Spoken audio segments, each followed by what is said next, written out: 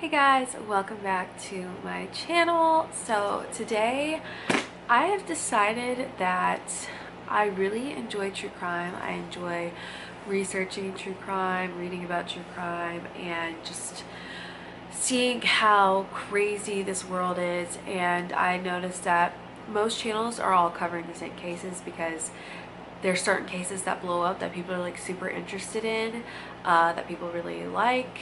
I guess like's not really the right word, but that fascinate people. Like the Evelyn Boswell case and Chris Watts, those kind of things, like the really mainstream Daryl Brooks.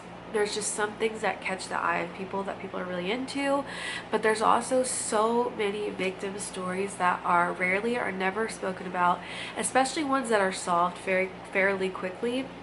Like the Gabby Petito case was so crazy because we watched everything unfold and it just made it that much more like intense, which I totally understand. But there's so many crazy cases out there that get absolutely no recognition. They might get one CNN or Fox News Facebook post, and that's it, and then people kind of move on from it. So I want to start doing some cases here and there that are mostly solved immediately, but that do deserve to be spoken about. So that is what we're going to do today. So today we're going to be talking about a 5-year-old girl named Nichole who her life was cut way too short by her own mother. My son, I have 2 kids, but my son, he is 5 years old, and so I might cry while making this video. What happened to her is just insane. So I just want to give her the next 10 minutes or so of my time and just talk about her and what happened to her, and hopefully we can all remember this lady's name for being a huge bitch. So this past week in Tomball, Texas, I think that's how you pronounce it, a mother named Nichole Towne took her 5-year-old child into some woods and did the absolutely unthinkable. Melissa took her beautiful daughter Nichole into the woods in Sandy Spring Creek, where she slit her throat. And you guys, you would think like, oh, that's awful, that is awful. It didn't kill Nichole. So instead of realizing like this is absolutely psychotic, Melissa decides to continue trying to kill her. She gets on top of her, she covers her mouth trying to suffocate her, she puts a bag over her head trying to kill her daughter, and her daughter is not giving up easy. She is fighting. This entire time her daughter knows what's happening and is fighting, and her daughter says to her mom, but I've been good, I've been a good girl. And her mother basically says, stop fighting it, like this is it, stop fighting it, I can't take you anymore. And eventually 30 minutes later, 30 minutes of fighting for her life, Nichole passes away. At this point, Nichole has passed, and Melissa, the CUNT, takes her body to the hospital to dispose of her because she didn't know what to do with her. She didn't know where to put the child's body. So she brings her to the hospital and just turns her in, says I did this, that she was the evil child, and that she couldn't handle her anymore, that she couldn't take it, she couldn't be her parent anymore. So it's the hospital, they can have her, that she didn't want her anymore.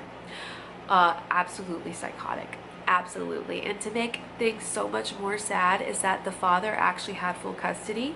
It hasn't been said why Melissa had Nichole and what happened.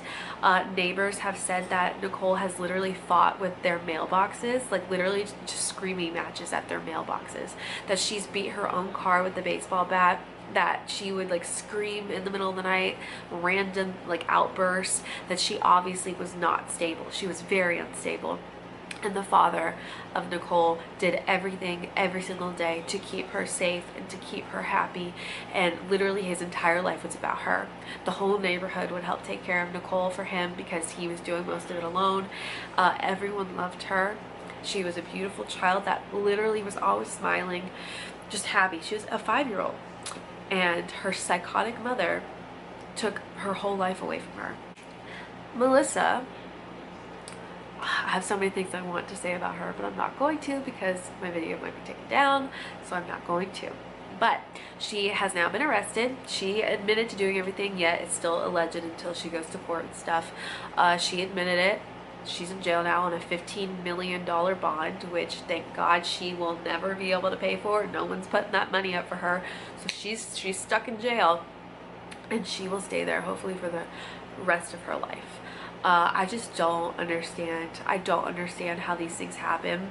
Sorry, I'm like super congested and now I'm like tearing up, so it's worse.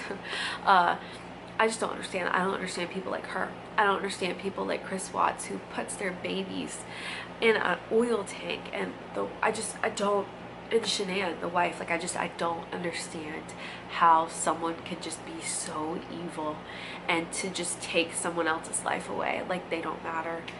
It literally makes no sense to me. This story just really was so upsetting when I read this on a Facebook post. I could not believe the torture that Nichole had to go through. I literally cannot even fathom having to go through that as an adult. So anyway, I'm saying a prayer today for Nichole and her family, and her father especially. And I wish there was something that we could do to stop this. I wish there was a way that we could protect children, but unfortunately, I guess you can only really protect your own. Anyway, yeah, so that is Nichole's story, and I will do an update when the stupid Melissa is sentenced and hopefully put away literally until she dies. So thanks for watching.